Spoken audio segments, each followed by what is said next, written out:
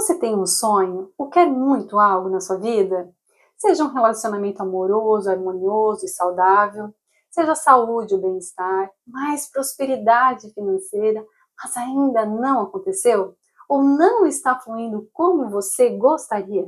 E já faz algum tempo que você se deu conta disso, porém, neste momento não sabe nem por onde começar a ir na direção para que isso se torne real para você? E se te dissessem que tem um caminho, com um ponto de partida, e que se você seguir firme por ele, pode sim realizar o que tanto sonha e deseja. O que você diria? O que eu posso te adiantar é que este caminho tem níveis. E se algo não fluiu como você imaginou até o presente momento, é porque você está tentando pular um dos níveis, sem primeiro completar o primeiro deles. E sim, tem um ponto de partida, um nível que você precisa ultrapassar. E sem você perceber, ele está te encarando no espelho a vida toda. É isso mesmo. Saiba que o conhecimento e o domínio do ego é o nível 1, é um pré-requisito antes que você tenha qualquer chance de transformar a sua realidade pessoal ou realizar o seu sonho, seu desejo. Leonardo da Vinci disse que, abre aspas, não há domínio ao mesmo tempo maior e mais humilde que o que exercemos sobre nós próprios, fecha aspas. Se você me acompanhar até o final desse vídeo, vou te mostrar 4 maneiras para fazer isso. Conhecer e dominar o seu ego. E acredite, esse pode ser o começo de uma grande virada para você. Apenas como avisei. Não se trata de uma brincadeira de criança, não. Haverá sim trabalho a ser feito. É preciso estar disposta, primeiro, a ser mais consciente de si, em segundo lugar, conhecer e aplicar essas 4 maneiras e ferramentas no seu dia a dia, e só depois disso ocorre ou vem a transformação da sua realidade pessoal e a realização dos teus sonhos, pois lembre-se, o foco aqui neste canal não é sobre mudar a realidade, e sim sobre mudar internamente o seu estado de espírito para que você não seja mais dependente emocionalmente de ver a realidade mudar primeiro.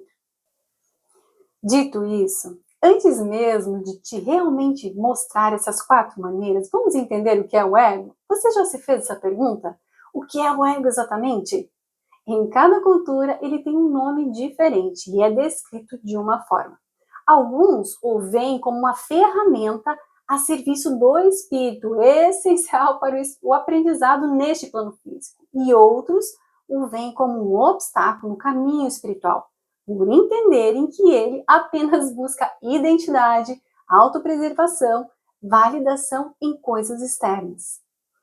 Em algumas culturas, o ego não se refere necessariamente a uma característica socialmente detestada, pois queira você ou não, pode-se dizer que o ego é apenas um aspecto de você que está preso no plano físico e que gira em torno dos 5 sentidos: sua visão, sua audição, seu paladar, seu tato e seu olfato, que são essenciais para viver bem nesse plano físico, mas essa é a única realidade para ele, nada mais do que isso. Agora saiba que, quando acreditamos que somos apenas uma pessoa física, carne e osso, sabe? Que somos apenas um corpo, uma mente, um aglomerado de pensamentos, sentimentos, memórias, e que juntos formam esse eu, não estamos falando nada mais de nada menos do que dessa mesma entidade, o ego. E se não estivermos conscientes da sua existência, qual o único plano de existência que ele pode viver, ele nos manterá aprisionados com ele, limitados e com dificuldade de acessar o eu espiritual, ou o eu superior, no caso. Ambos, seja o ego ou o eu espiritual, são apenas aspectos de nós mesmos. E cada um possui sua função, sendo o ego está em uma dimensão, que é nesse plano físico, e o eu espiritual em outra dimensão, que é o plano superior de existência. E como nós vivemos simultaneamente nesses planos, a cooperação entre ambos é fundamental para a nossa própria transformação e evolução. Metafisicamente falando, podemos dizer que o ego é um personagem que o seu eu espiritual veio interpretar aqui.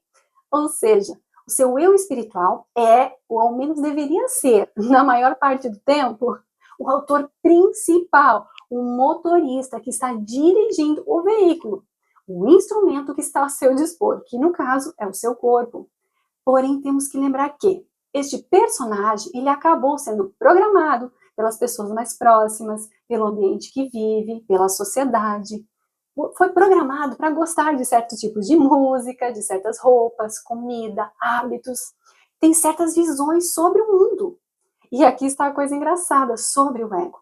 É que ele, por vezes, só consegue conceber a sua própria existência e nada além disso.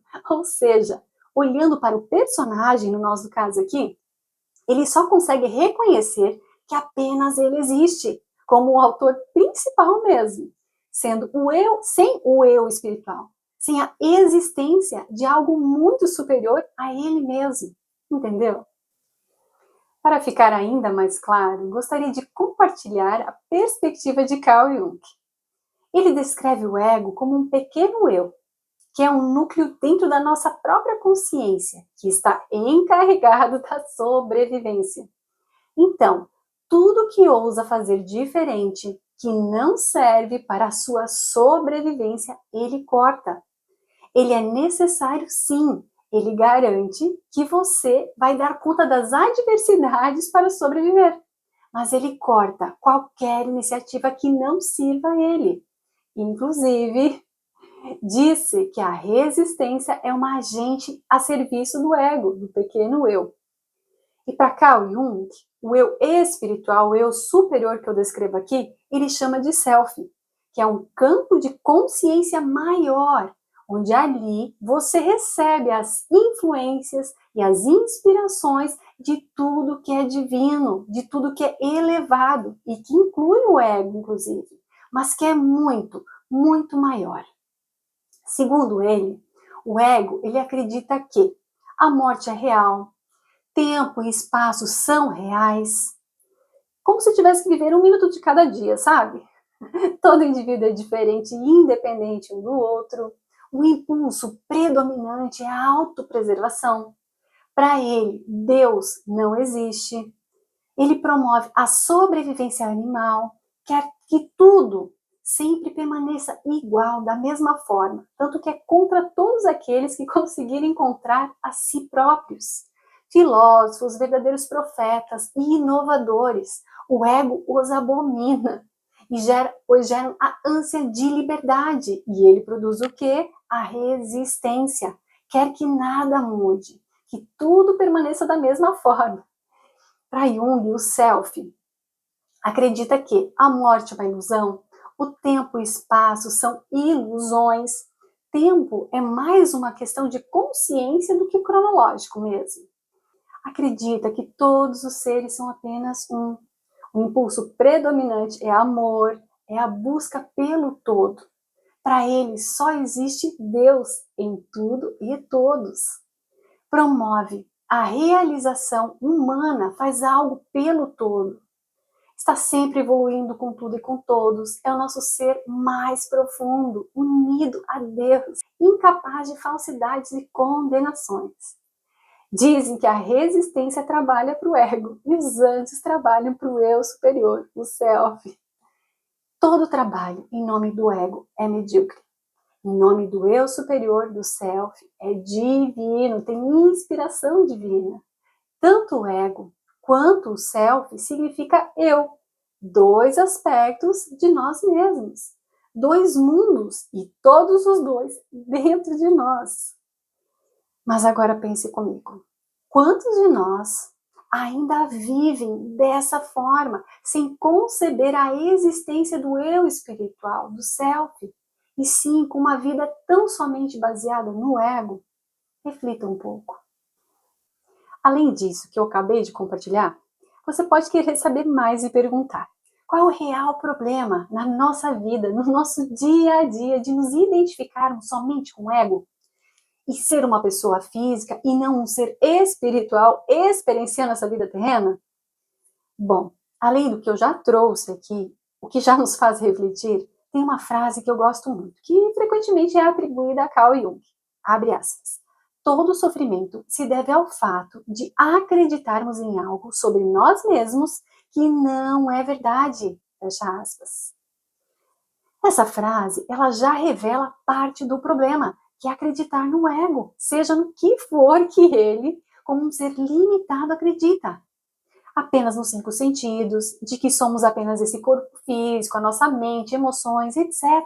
O que não é verdade, o que leva ao sofrimento, pois tratam-se de ferramentas disponíveis que necessitam sim ser muito bem conhecidas, trabalhadas, cuidadas, para que se possa experienciar de forma plena essa breve vida terrena. E Buda já dizia que a raiz do sofrimento é o apego. Ou seja, se nos apegarmos única e exclusivamente à existência deste corpo, dessa vida terrena, as pessoas com quem vivemos, amamos, como se não existisse nada além dessa vida terrena aqui, estaremos como? Em sofrimento. E vamos um pouco mais além. O livro O Maior Segredo, da Rhonda Byrne, ela descreve que o problema de acreditarmos e nos identificarmos com o ego é que nos sentimos insignificantes e vulneráveis. Temos medo que coisas ruins aconteçam conosco, com as pessoas que amamos, de ficarmos doentes e velhos, medo de morrer, medo de não ser reconhecido, medo de perder as pessoas que amamos, de perder as coisas que consumimos, de não conseguir o que desejamos. Vivemos em uma condição de falta, acreditando que tudo é insuficiente. Dinheiro, tempo, energia, amor, saúde, felicidade, vida, tudo insuficiente. E o pior ainda, acreditamos que somos insuficientes. E nada disso é verdade, apenas ficção, é o oposto da verdade. Agora pense comigo. Você acredita que pode realizar os seus sonhos, seja qual for, um relacionamento amoroso, verdadeiro e harmonioso, mais saúde e bem-estar, mais prosperidade financeira, alegria, se continuar acreditando nisso? Na historinha que seu ego te conta, o que ele te faz acreditar? Não temos como ter felicidade se de fato nos sentimos em paz e serenos acreditando ser o ego, ou apenas um ser físico, uma pessoa. Uma pessoa, ela é imperfeita, temporária e limitada. Nasce e morre.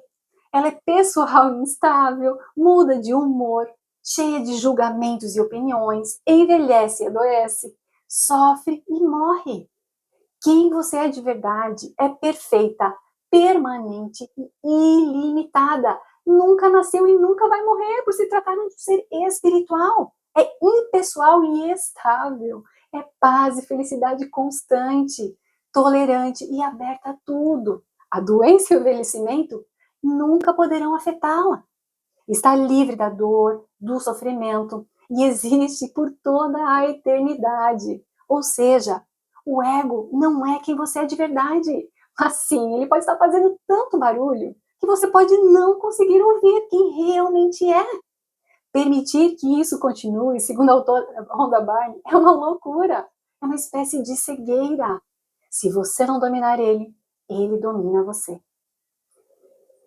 Ao pensar a ter consciência de tudo isso que eu trouxe aqui, sobre o ego, sobre quem você realmente é, o que eu quero que você perceba que, acima de tudo, você está acessando os planos superiores de existência, no caso o espiritual, reconhecendo quem você realmente é, bem como o plano mental, cultivando novas sementes. Ambos são reinos da causa, onde tudo é criado e passará a ser colhido no plano físico. E agora, ao contrário do que alguns dizem, eu não diria que ele, o ego, é propriamente uma espécie de inimigo para o aspecto de você que é espiritual. Não! A chave é que você reconheça a existência de cada um e saiba a função de cada um também. E não se identifique com o ego. Não se perca na ilusão do único plano de existência que ele vive e que pode viver, que é apenas o físico. E não permita que ele seja o autor, o senhor, o controlador da sua vida, fazendo você acreditar no que não é verdadeiro. E além disso, do que eu mencionei aqui, é possível passar a não permitir mais que o ego busque servir a qualquer momento apenas os seus desejos básicos, usando apenas as ferramentas que ele tem e conhece, os 5 sentidos, como um animal mesmo, sabe? E que pode sim ficar fora de controle e te impedir de se unificar com seu eu divino, hipnotizá-lo com crenças e emoções de baixa vibração. Mas olha só, da mesma forma, quando você tem um animal de estimação, é preciso que ele seja domesticado, não é? Da mesma maneira, é preciso domesticar, dominar o seu ego. Ou a verdade é que ele vai dominar você. Agora você compreende que antes de realizar o seu sonho, o seu desejo é primeiro conhecer a si mesma, saber quem você é, reconhecer que você é um com a fonte, com Deus, com o universo, seja qual o nome que você preferir. E sim, faz parte conhecer o seu ego também, pois trata-se de um aspecto de você, que sim precisa ser bem cuidado e definitivamente bem direcionado. Do contrário, é possível que estejas mais diante de problemas do que soluções, não é mesmo? Então vamos começar a facilitar um pouco? Para simplificar o domínio do ego, podemos nos utilizar do que o autor Bob Proctor chama de faculdades mentais, que são a vontade, a percepção, a imaginação, memória, intuição e razão. Utilizaremos uma dessas habilidades que temos disponíveis, como a vontade da sua mente consciente, para você passar a exercer controle sobre os desejos do ego, que se utiliza dos 5 sentidos, lembra? Ou para você direcionar, exercer poder sobre o que o seu ego quer fazer a qualquer momento. No momento que ele bem entende, sabe? Onde você coloca o ego em uma circunstância onde ele quer uma coisa e você serve a ele outra coisa completamente diferente. E isso você faz através da vontade, que é exatamente isso que vamos aprimorar aqui hoje, através das 4 maneiras e ferramentas que eu prometi. Vamos lá? A primeira delas, meditação. Não há como começar qualquer forma de autodomínio, realização pessoal, sem praticar a meditação. Se você tem tentado realizar algo na sua vida sem meditar consistentemente, é como tentar despejar água em uma xícara que está cheia. A meditação é o esvaziamento necessário. Ela pode ser vista como uma forma de afastar-se do mundo exterior e se concentrar no mundo interior, que sabemos que é o que verdadeiramente importa, onde verdadeiramente reside o seu poder. Porém, o ego está tão acostumado a se mover, a ser estimulado pelo ambiente, que quando você fica parada por um período de tempo, ele começa a desejar esse estímulo. Agora, de acordo com especialistas em marketing, em média, uma pessoa vê não sei quantos mil anúncios em um único dia, sem contar as notificações e ligações de uma empresa de serviços. Você tem que entender que todos esses aspectos estimulantes, eles agem como um tipo de droga. E não é de se admirar que muitos não meditam. É porque eles estão viciados em estimulação.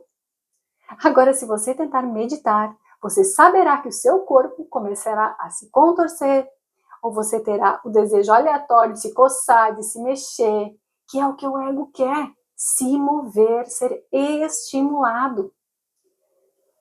Agora, a capacidade de você manter a quietude, manter os olhos fechados, é o começo do domínio sobre o ego, porque você estará submetendo ele à sua vontade, dizendo: mesmo que você queira fazer algo, que você queira isso ou aquilo, é isso daqui que vamos fazer agora. Que é apenas sentar em perfeito e puro silêncio, em pura quietude, com os olhos fechados por tempo de 30 minutos e ponto final.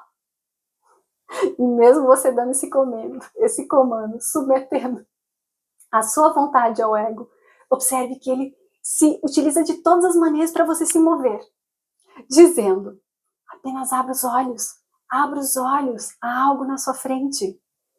Eu acho que o alarme esqueceu de tocar, apenas verifique seu telefone. Ele começará a lhe dar esses pequenos ideias aí para você se afastar desse momento de quietude. Apenas observe. O que pode contribuir?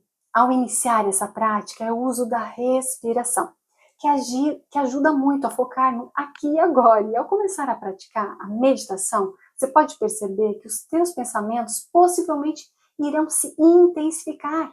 Mas isso é perfeitamente normal no começo. Apenas continue com o seu propósito. Apenas passe a observá-los e simplesmente não dê atenção a eles, energia a eles e confie que aos poucos tudo irá se aquietar. Agora, certamente você deve entender que a meditação é um bom começo. Inclusive, tem uma passagem na Bíblia que diz: aquietai-vos, sabeis que eu sou Deus. Que é um convite para tranquilidade. Então, a meditação é a porta de entrada para Deus. Deus está mais próximo de você do que a sua própria respiração. Deus está no silêncio. E a meditação é a sua conexão com o que Neville Goddard chama de quarta dimensão, planos superiores de existência. É uma oportunidade para você ir para dentro da sua dimensão interior. E o seu acesso se dá através do relaxamento, da tranquilidade. Inclusive, o HeartMath Institute tem experimentos incríveis mostrando incontáveis benefícios ao se realizar a meditação. Apenas sugiro que a partir de hoje faça da meditação o mais novo, maravilhoso e consistente hábito na sua vida. Segunda maneira, pelo silêncio. A arte do silêncio tem muitos benefícios. Como eu já mencionei, o silêncio é a porta de entrada para Deus também. O silêncio priva o ego de um desejo que todos nós temos e que todos nós tivemos desde bebês, que é o de ser ouvido, de se expressar, de ter a atenção. Nós choramos por afeto e atenção. E conforme crescemos, nem percebemos que estamos falando a todo momento. E com isso, tendo atenção também. Ou seja, esse desejo ainda permanece, mesmo que oculto e suprimido. O silêncio, ele interrompe totalmente isso. Porque você acha que vê monges praticando horas e dias em silêncio? É tudo privação do ego. E é isso que se utiliza na prática do silêncio, desconectar você de um dos impulsos mais primitivos, que é o ser social, porque acreditamos que é só assim que evoluímos. Agora, o que eu posso sugerir é: pratique passar por períodos do dia ficando em silêncio, apenas observando os seus pensamentos, mas sem se envolver com eles. Bem como pratique ficar em silêncio sem se usar de palavras, podendo estar e conviver com pessoas, mas antes de iniciar, diga a elas que você está praticando o autodomínio e de que não vai falar no período que você estabeleceu, que apenas passará a falar mais tarde. Saiba que uma hora interessante para você fazer isso, seja meditar ou silenciar, é logo ao acordar pela manhã. Neste momento, sabe que o seu cérebro possivelmente estará operando em ondas cerebrais θ, que é o estado meditativo, mas receptivo a permanecer e perpetuar o silêncio e acessar a sua mente subconsciente, reino da causa, que é considerado um útero da realidade. Terceira maneira, estabeleça a sua palavra como uma regra, uma lei. Agora, este ponto aqui é crucial, porque a mente e o corpo devem ser parceiros. Quando há harmonia interior, essa mesma harmonia está no exterior. Quando há desarmonia interior, não terá só desarmonia exterior, mas terá literalmente um colapso exterior. A mente e o corpo em alinhamento mantém a sua capacidade em cumprir a ideia, a palavra que estabeleceu, que disse e determinou para si mesma. Vou dar um exemplo. Quando você diz, eu vou acordar às 6 horas da manhã, seja para fazer o que você quiser, ok? Mas você estabeleceu algo. Perceba, você definiu uma instrução que deve ser seguida para que a confiança seja construída entre a mente e o corpo. Se você não seguir em frente com o que diz para si mesma para fazer, então a mente e o corpo começam a ter uma espécie de quebra de confiança. Então tudo se torna muito, mas muito mais difícil do que deveria ser. E o que eu quero dizer com isso? Como você espera realizar um sonho seu e ter um relacionamento dos sonhos, mais saúde e bem-estar, mais prosperidade, se você sabe que tudo se inicia de dentro para fora, nos planos superiores de existência, onde você planta as sementes para então você só colher no físico, no plano do efeito, no mundo do ego? Se você não consegue acordar às 6 horas da manhã, como você disse a si mesmo que vai? Agora perceba, isso não tem nada a ver com acordar às 6 horas da manhã, e sim a cumprir a palavra que você diz a si mesma, a promessa que você fez, seja qual for ela na sua realidade pessoal aí. É lei, deve ser seguida para você.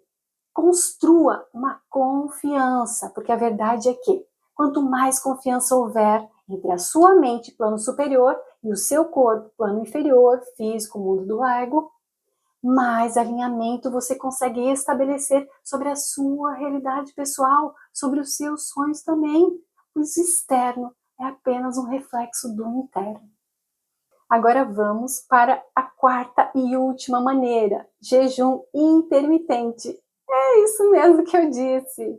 O jejum permite que você prive o ego de um dos seus principais desejos básicos, que é comer agora e rápido. E a prática de jejuar por um certo período, seja qual for mais confortável para você neste começo, priva o ego do seu maior desejo, que é comer.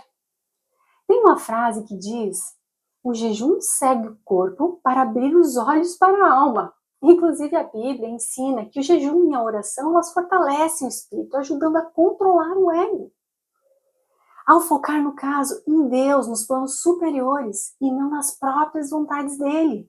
O jejum não é sobre passar fome, e sim um fortalecimento para enfrentar impulsos ou tentações e cultivar uma vida espiritualmente mais profunda. Apenas sugiro que comece pequeno, mas comece, pois o seu ego ele quer ser satisfeito. E quando você diz não ou ainda não, ele não tem escolha a não ser ouvir. Se fizer sentido, quem sabe você possa iniciar com 16 por 8, sendo 16 de jejum e uma janela de 8 horas para comer. Esse é o mais popular por permitir que grande parte do jejum ocorra durante o sono.